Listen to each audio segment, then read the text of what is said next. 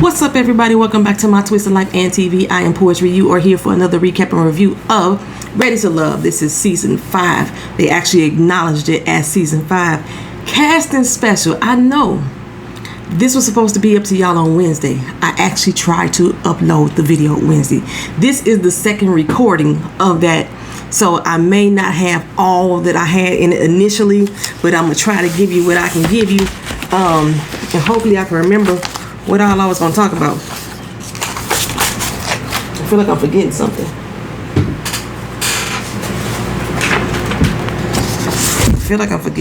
No, that's not it.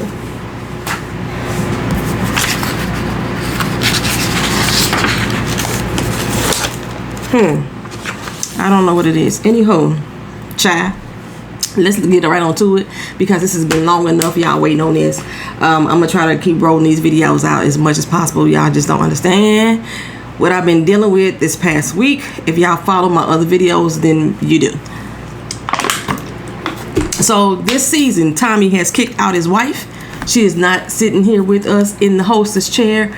We are now here with Liz and Jason, who not even together anymore, y'all. Tommy kept on saying, yeah, this is one of our success stories, yada this, yada. They not together anymore.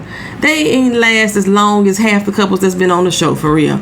I thought their whole hookup was a sham anywho, but okay, y'all. If y'all should have had anybody on here, it would have been Chris and Amber. As far as I know, they still together. Or y'all could at least... Nah, they probably weren't gonna bring Simone and old boy back, because they got together way after the fact, but still they still made a connection from the actual cast. They are what I would call a success story. Anywho, Tommy is really trying to convince us that these men are, shall we say, desirable, you know, by constantly repeating how desirable these men are. He's trying to plant that seed in our minds, but it's not working over here, Tommy Miles. It's not working over here. Every time you said the word desirable in relation to these cast members, I laughed, and I laughed loudly. Yes, I sure did. Every single time that you said it. Now, before we get started, I did a whole spiel about an interview that Kamisha Reviews did on her channel. I'm not going to spiel on that again, because I broke down every lie that girl told in the whole interview process. I'm going to speak on it briefly a little later. But I did read somewhere that 3 of these cast members are already in relationships, and they were in relationships during this entire process of this show. They all are on here specifically to elevate whatever brand that they believe that they have. That's what I read. I have not been able to confirm or deny it. I don't know who these 3 people are, but as I stated, I felt like Sabrina, Carrington, and Corey at this point are definitely trying to elevate a brand of some sort via this show. Now, when people say that, yeah, they was already in a relationship, keep in mind that just because you are dating people does not mean that you are in a relationship. Just because you're having sex with people, and it could be on a regular basis, does not mean you're in a relationship that will prevent you from going on a dating show. Put it that way. You maybe have a relationship of sorts, but not one that would prevent you from going on the show, unless the other person believe that they in a committed relationship with you, and y'all just ain't had that conversation, which is stupid at this day and age. So, up first, we gonna have Frank the Drink Mills. What I tell y'all about Frank mouth being open all the time? Yeah. Now I know why, y'all. His teeth fighting for position. Did y'all see the way his teeth was just layered in his mouth? They fighting for position in there. He's that dude. This is what I picked up from Frank in his interview. He's that dude that if he cuts off his beard, it would be like removing makeup on some women. And you'd be like, what the fuck just happened? That is what I get from Frank from seeing this. But like I said, it seems like Frank is a cast favorite, that the other cast members seem to really draw to him. He has a big, attractive personality, But for myself, he just does not have an attractive face. I do love the sound of Frank's voice. He got one of them radio voices, the one that sounds like he could be on radio. I do like the sound of Frank's voice. What I noticed during this interview, that Tommy questioned in detail pretty much 19 of the members to get a feel from Liz and Jason what they thought about the cast. They didn't do that with Frank. They really didn't say, well, what you think about Frank? How you think he gonna handle it? They didn't do that with Frank at all. And I wasn't sure if it was because he was the first one, because they rolled the first 3 people in so fast and he spoke on the other 2. So I'm not sure what's going on with Frank in that situation. Next up is Corey, who has been dubbed the real Ninja Warrior of Potomac, thanks to our girl Azela D. I think I pronounced her name right. I hope I did. Azela D. Hey, if I said it right, let me know. Thank you. Big up, shout out for the coronation of that name, because that's what I'm going to call Corey during this whole season, the real Ninja Warrior of Potomac. And if you would miss the first my research casting special, then you would miss why that happens. He went to Potomac High School and he was on American Ninja Warrior season 4. So that's how he got that title, the real Ninja Warrior of Potomac. Okay. So from what I'm hearing from my girl Levita, you know, my cousin, hey girl, hey, on Twitter, he tried to come for her because she said that he wasn't his type. She said that he wasn't her type. Okay, she said he wasn't her type. And I noticed when I looked, because I try not to follow too many of these people, but I went to his page and I saw a lot of women who said that he was not their type, that, you know, he gets insulted, he gets offended, you know, and tries to come for you as a woman. So basically what I gathered from this cornball ass dude, that he's the type of dude that if you're in a club and he offers you a drink and you know politely refuse, like no thank you, he said, well fuck you then anyway. He's that dude. That's who Corey is. He gives me that level of insecurity. It just rolls off of his ass. I see it. Remember I said that he's going to be the one who is like Troy. He's going to try to get with every woman, but he pretends he has the mindset of Chris, like I could hold out, you know, sustain from sex and stuff like that. He claims that he's been on a few hundred dates in the last few months. Did I call it, or did I call it with him? He's been on a few hundred dates in the last few months. Now, I get one of 3 things from this conversation. 1, he is either too shallow to get to know someone deeper at a deeper level. 2, these ladies feel that he ain't up to their standards, that he ain't shit, and that's why they ain't go out on dates with him again. Or 3, he just flat out lying, y'all. He ain't been on no hundreds of dates with all these women in the past couple months. He's a god doggone lie. I'm gonna say he lying. That's what I'm gonna go with. He is lying, child. A lie don't care who tell it, right? But he says what he does, he copies and pastes this one conversation with every woman. He copies and pastes it, and he's talking literally, y'all. Copies and pastes it just to get these women to show up on the first date, just so he can get another notch on his belt buckle. That's basically what he's doing, right? So what that tells me in the beginning, that you a manipulative liar right out the gate, Corey. A manipulative liar right out the gate. You can come for me all you want, brother. I'm ready for you. I'm cutting onions this doggone year. I'm cutting them up. I make y'all bitches cry. That's how mad y'all gonna be at me this season, because that's how I'm feeling about it. Because now this show is no longer about love. It's just a farce. It's just a farce. If y'all didn't see, like I said, my research casting special, y'all would know these cast members are not vetted. And I'm not saying that they not thoroughly vetted. No, they're not vetted. What they do is an interview for the show. The show decides whether or not they are screen worthy, whether they may have a good background story, whether they may connect with somebody on the show, whether we can pull drama from this situation. That's what the show does. They do not actually go out there and research these people's backgrounds and stories to see if they tell the truth. They hoping that they telling the truth, or they hoping they not telling the truth, and then it's gonna come out in the end. It's gonna come out in the wash, so they can talk about it at the reunion. That's what they hoping. They are not vetting these people at all, right? But go ahead, Corey. Show me your true colors, baby. I see your true colors shining through. You like to wear a lot of fuchsia. I see your true colors. Bruh, I can't stand you. I can't stand you. You're a fraud. You're a whole fraud, Corey. A whole fucking fraud. And he thinks Corey's going to be the dude on this show that's going to blame all of his relationship roles on women. You know, because he think he got the 3 6s. He's 6 feet tall. He got a 6-pack. He got 6 figures. So, you know, he think he all that in the bag of chips. He bringing the table to the table. Okay, that's what he thinks that he doing. And everybody else is he's a what Orange Juice Jones say?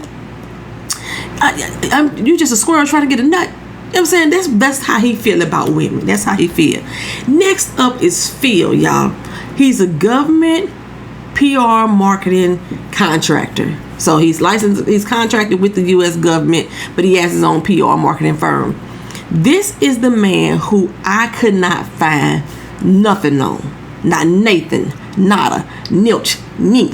I could not find anything on. So he intrigues me the most, because now I'm interested in finding out who he is. He said that he was in a 5-year relationship with a woman who couldn't decide if she wanted to marry him. So what that tells me, you know, all of this is just, you know, my opinion. What that tells me is that women see him as the good guy. You know, most women like a guy with a little roughneck in him. They see Phil as he's really great. He's a great guy for someone else. That's what I'm picking up. He's not as bad looking as his photo made him seem. So, you know, but what that tells me that he hung around waiting on this lady to make up her mind about whether or not she wanted to marry him. He's not scared of commitment. He really wants commitment. I'm going to give him a studious. I'm going to give him that title. He's studious. Because I'm getting that vibe for him for some reason. He may be like a nerdy geek who's like trying to come into his own self style-wise. You know what I'm saying? That's what I'm getting from him. I don't see that he's necessarily a ladies' man. But I think that the women will befriend him a lot. You know what I'm saying?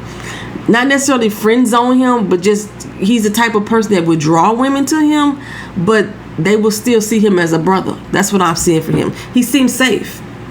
You know, and not that he is safe. He just seemed that way. I agree with Liz. I do think that he is somewhat genuine. He's somewhat genuine. I also agree with Tommy when he said that he'll be surprised to see Corey find love at all. He seemed like a player from the Himalayas, you know. But like I said, they didn't mention anything about Frank the Drink. They didn't mention anything about him. Next up, we get the ladies. Shiloh. She's our intimacy guru. It's amazing to me that a lot of these people didn't speak on things that I found out about. She didn't talk about her career at all. She owns her own fitness business as well. And she didn't talk about the fact that she's an intimacy guru. Shiloh is an aged 33-year-old. I couldn't get the age. I couldn't get that part out. She's an aged looking 33-year-old. Not saying that she's unattractive. I'm just saying she look my age. I'm 48. And Shiloh look older than me for real. And she's 33. Girl, moisturize. And I'm not just talking about your hair, because baby, I don't know if she trying to bring back the Jerry curl look.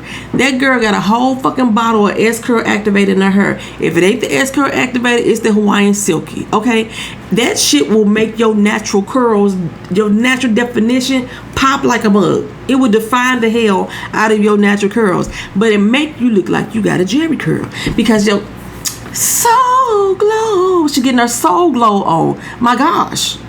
Back up off the juice, honey. Back up off to use moisture in your skin. You don't need that much gloss in your hair. But anyway, she's not looking for a flashy dude. She don't want nobody that's gonna walk into and be like, ha, it's me.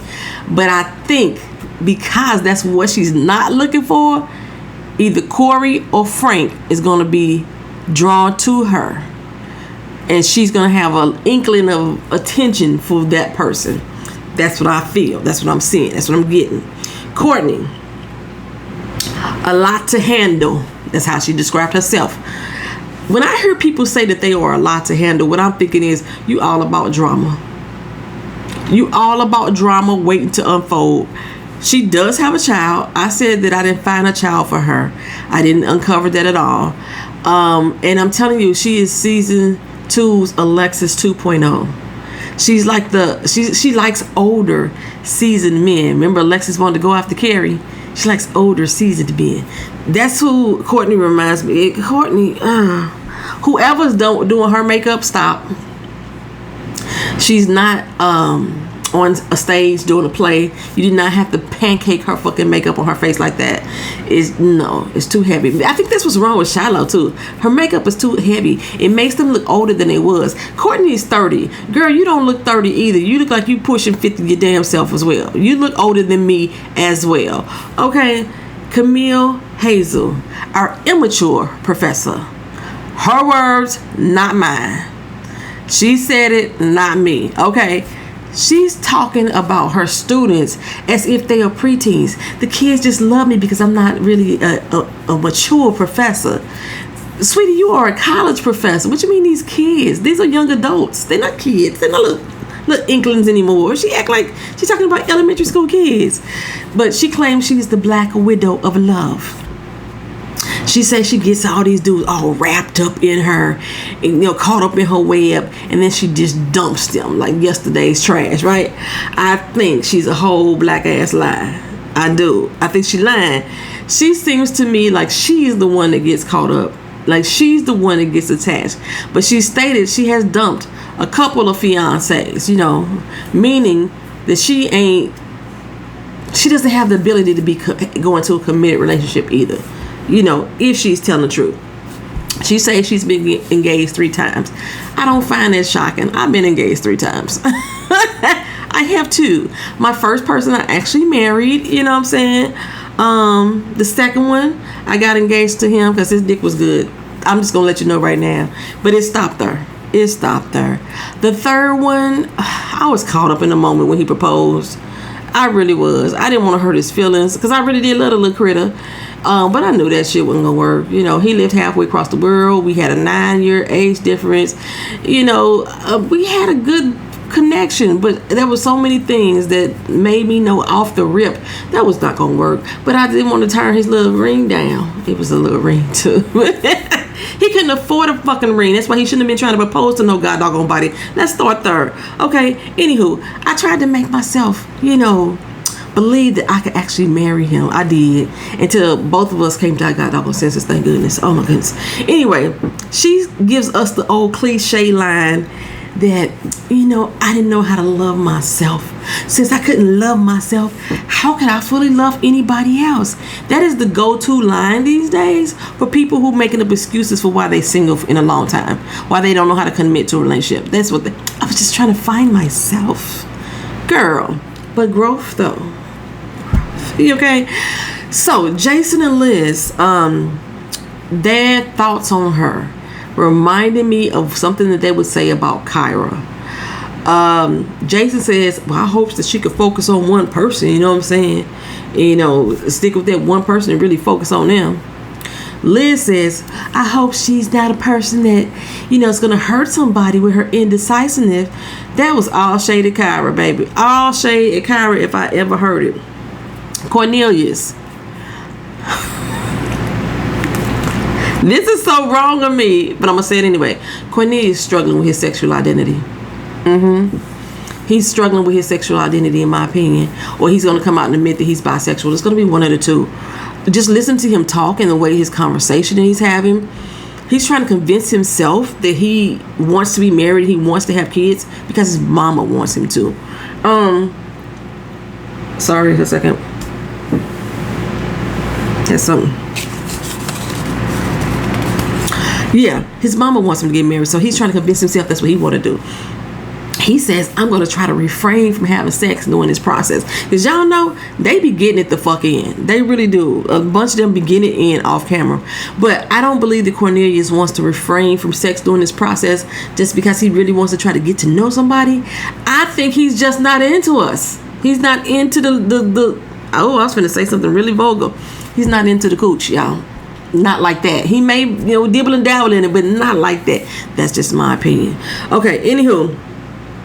I know during my little special I said that he was probably one of the best looking ones out the cast, but the more I looked at him in video reel, I was like, maybe not. You know what I'm saying? Maybe not. Maybe what I was looking at with his professionally edited photos, and now that I'm seeing him in this video situation on TV on my screen, I was like, no, man. I'm not seeing it no more. No, my daughter said he had a nice shaped head. Remember that? And I said I beg to differ. He had a great dental plan though. An awesome dental plan. I'm just saying. Mumin Ginge. Okay? I told y'all from my research that she was going to be one of my favorites. I didn't feel like she was going to be a shit starter. Maybe a little bit of drama, but not necessarily want to start the shit. Well, based on this interview, I'm picking up a slightly different vibe from her. Just slightly. She's still one of my favorite ladies. However, the fact that she feels that she's a little rusty at dating is giving me I'm going to be messy. And the reason why, and it may not even be intentional, but I think that she is going to want to impress not only the men, but the women as well.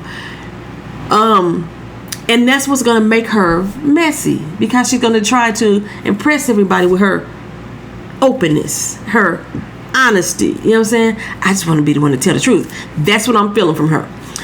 She says that she does not want to have sex before marriage. That's the path that she's on. But yeah. I don't think that she's a shy, coy person, whatever. I don't think that's her nature. But yeah, I told y'all style. Did y'all see her? Baby girl got style on style on style. I hate them damn arachnids that she had on her eyelashes though. Why? Whoo! But speaking of why? Aisha Finch. She's been married before for 11 years. She's had 2 kids. I think I said one. I think I said she had a son, but she has a son and a daughter. She still has the worst hair and the worst makeup for her to be a cosmetologist and a wigologist. She wants to be courted. At least that's what her mouth says. She gonna be very, very forward. I can see it already. And she seems like she's the type of woman that will hold a dude down for a long time, waiting on him to get his shit together before she start feeling like she's being taken advantage of. That's what I'm picking up from Miss Aisha. And I told you to watch out for her personality changes. There's gonna be personality changes with this one. Trust and believe that, okay? Well, Walter, he says that he's a reformed thug. Sometimes people think that the environment that you grew up in make you thuggish, make you ghetto, make you hood, make you ratchet. Sometimes, Walter, is just that your environment is that way, but I don't see it in you. And I could be wrong. But he said he's a reformed thug. He said it, not me. And I told y'all this man liked to ski. Like, he really liked to get on hills and mountainsides and throw some metal slacks on the bottom of his feet and slide down some icy slopes and stuff. He ain't just doing it in the park, right? I told y'all I thought he was widowed. He confirmed that he was widowed. And I said that I would have met him like maybe a year after his wife died. Correct. So, his first wife forced him to be a better man, get out of his thuggish, rugged ways. It's the thuggish, rugged bone.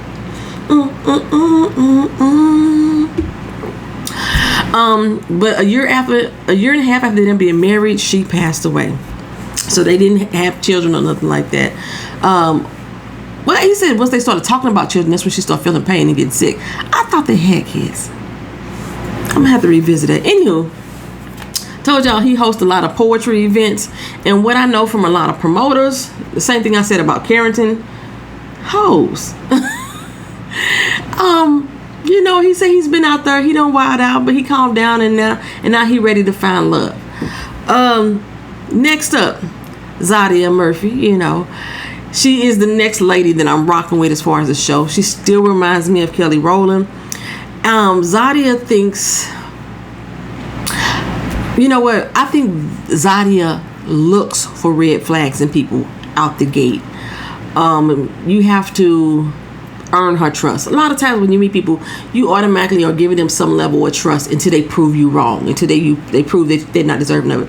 I think she's one of them people that looks for red flags. So you have to earn her trust. I had her teamed up with my other adventurer, whose name I can't remember right now, but okay. But I'm also considering her to be with Walt as another contender as well, because he's an adventurous type of person. But I think, or that I want, what I want is Phil and Zodia to get together. I don't know why. I just feel that vibe. I just feel Phil and Zodia. I don't know. Maybe because he's mysterious to me. But Zodia labels herself as an alpha female. And y'all, I seriously cannot stand when people call themselves alpha anything. I hate to hear chicks call themselves boss bitches and boss chicks and stuff like that. Even though I got a notebook to say boss lady on it. I just hate for people to use that as a title or a label, because it signifies to me that you aren't very good at compromise when you use that terminology to define yourself that way in a relationship situation. I think that you are saying to the people that you're not willing to compromise.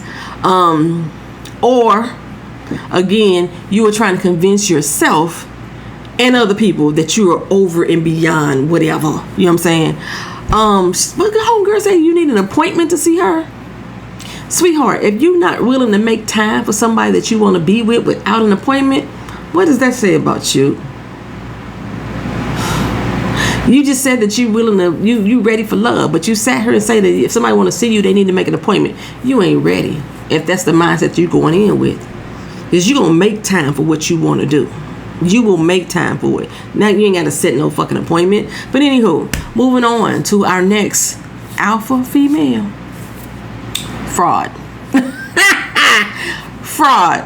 Okay, anyway, I'm finna be very judgmental. I told y'all her face works my effing nerves. And then I saw her walk and her build. I'm not sure. She has very long legs, you know. I don't like her build. I don't like her face. But I do like her clothes. I didn't like that pink number she had on though. That was fucking hideous. I didn't like that pink number she had on. But anywho, she found out that her daughter's father, the man she had the child with, was already married with children. Also had a side chick and also had a baby mama as well. She's the second person who said that they started dating the guy and later found out that he was married. I think Camille was the first one that said that. Anyway, usually when women are really, really hurt by a guy, we start attacking their penis size. The dick was suitable for you while you was with him. The dick was suitable for you all this time, and now that y'all not together no more, now he got a teeny weeny peen. You know what I'm saying? He's in the teeny weeny peen committee, and I just can't do that again. I need a man with a big dick. Baby, look here. I'm surprised that she making it seem like his dick was the issue. And she didn't speak on the fact that he was abusive to her, which is strange to me, considering that she wrote a whole book about her relationship and how he was abusive to her. That would have been my story, not that his dick was small and I'm looking for a man with a big dick. That's why I laughed at the alpha woman's type of situation. Girl, who you front? Ain't no future in your front. Ain't no future in your front. Never was, cuz. I'm just saying. Dante is the one who I call my hotep. I'm gonna have to change up on it a little bit, right, y'all? I'm not sure if he's my hotep now. He has 3 children with 3 baby moms. He's finally looking to settle down. I don't know if that's a criteria for every season now, for them to have one man that has a whole bunch of kids by different women. Is that a new criteria? Well, Dante's that person, and I was correct. Dante is the person that I found those court records on with the restraining order from whoever that dude was. Yeah, he's that person. Anywho, he looking to settle down and find somebody that's on his frequency. Why's my dog barking at midnight? Anyway, when he leaned into the camera to talk to us like that and tell y'all, I'm just looking for somebody who on my same frequency, he was running game. He's running game right there. He's running game on us as the viewers. He wants the viewers to be more in love with him than the women on this show. Remember, he was the one that when his friend said in the comment section in regards to him being on this show that all these women were just practice, and he was like, big facts, dog. You know what I'm saying? Yeah, he wants us to love him, not necessarily the women on this show, in my opinion. Anywho, baby, y'all didn't tell me that Carrington needed a bra. Y'all didn't tell me that. I didn't know he needs a bra. I got one he could possibly fit. Now, I had listened to Kamisha reviews when she did the interview with the young lady who had been sharing details all over the Instagram and the internet, whatever, about Carrington and how much of a dog-faced boy he was and all these different things that he did. Shit she couldn't even validate, shit she had never seen, things that she kept changing the story on. I'm just gonna say this. I think Carrington may be a fuck boy. I think that he's gonna prove me to be as phony as I think that he is, because I said that's what he was anyway. But I think this girl is a bald-faced fucking lie. That's what I think. And like I say, I wouldn't go more into detail because I was going to go back and turn that whole interview up again, but I ain't got the time. My battery on 15%. So anywho, there may have been some truth to what old girl was saying, but I think there was a lot more embellishment more than anything. I think there was a lot of bitterness coming from that conversation. If not, it was fake. And if it was fake, I would not be surprised if her and Carrington together were spinning this story. Sometimes bad news is good news for some people. They just want the attention, right? He said his last relationship was 6 years ago and it resulted in a daughter. But he does have 2 daughters, okay? Now, that was one of the things that the young girl in the interview was kept on talking about, that he just tried to deny his other daughter. That ain't what he did. That is not what that fucking man did. You know, I could dislike somebody, but I could still tell the truth on him. He said that he just got from that relationship a child. So let me clear that up. He was not acting like he only had one child to claim. His exact words was, in regards to that relationship, that I was not ready for that, but it resulted in a beautiful daughter. That is not discounting the fact that he has another child. Sometimes people need to just fucking listen to the words that are coming out of people's mouth. I've seen so many different comments about how he denying his other kid just based off of that interview, and that's not what the fuck happened at all. That's not what happened at all. He says he wants an alpha female. He likes a woman to take lead. And that's because he wants to feel like he's the fucking prize. That's what it is. He wants to feel like he's the one that's being chased. He wants to feel like he's the one desirable. It helps boost his ego, stroke his man titties. That's what it does for him. Fuck him. He's a fuck boy still. Tyrone, single, 3 years. He has a vision of love. I had a vision of love, and it was all that you're giving to me. He had a vision of love that's based off of his parents, which basically is hindering his views on relationships, because he found out his mama was out there creeping, baby. So I creep. Yeah, that's what his mama was doing. She was getting it in. His mama was bringing the men to the house. Okay, she was like fat. Okay, so that brought him up some trust issues when it came to women, because he was bought and sold that what he was picturing as relationship goals with his parents wasn't all that. Okay, he feels like he has gotten through that point of view, though. He knows he can't hold women to his standard of his mother, but I think he still holds on to a lot of those trust issues. I really do. Lamont, I didn't know he was previously married. I didn't know Lamont was previously married. This is who I had linked up with Mumin, right? Just based off of their creativeness. This is a guy that I said I know from the poetry scene. I don't want to stereotype him, but I am. Most male poets drop draws, regardless of how they look, a lot. Their poem could be about a red light, and somebody will think he's talking about me. Oh my God, like he know me so well. Panty drop. I'm just letting you know right now. I'm just saying. His beard was glossy. Oh my God, his beard was glossy. So, but he was married 22 effing years ago. Like, so fucking what? That shit don't count. I mean, it do count, right? He was 22 years old when it happened. Unless he got divorced within the last 10 years. Whatever happened in their relationship, you should be fucking over it by now. Like, I'm for real. He says that he was a fuckboy back in the day. You know, he discarded things about women before that he now realizes is something that he really needs or wants in a relationship. That's growth. Okay, whatever. Carrie, she was married at 21, 17 years ago. for less than a fucking year. That don't count. I mean, it do. But why even bring that shit up like it carry real significant weight about what you going through right now? Yes, I've been married before, but that was so fucking long ago. Next question. Move on. Anywho, Carrie falls in love too fucking quick. All she needs, all the men that she's ever dated, she treated them as if they were already in a committed relationship with her. I think she falls in love with the idea of falling in love. She attempts to prove her worth to these people. That's why she's trying to prove that she's wifey material to these people. Fuck trying to be a wifey, you know what I'm saying? You know, anywho, next up, Libra.